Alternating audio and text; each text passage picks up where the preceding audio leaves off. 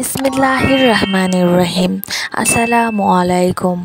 আজকের ভিডিওটি একটি খুবই গুরুত্বপূর্ণ একটি ভিডিও।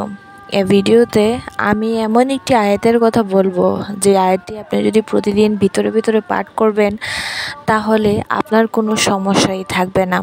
আশা করি আপনার জীবনের সকল সমস্যার সমাধান চলে আসবে।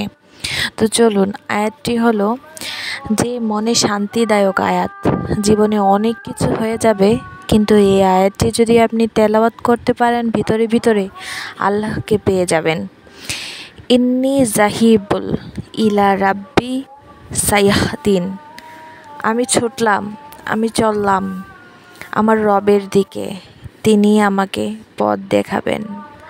কত সুন্দর একটি আয়াত। এই আয়াতটি খুবই গুরুত্বপূর্ণ, এর অর্থটা খুবই ফজিলতপূর্ণ।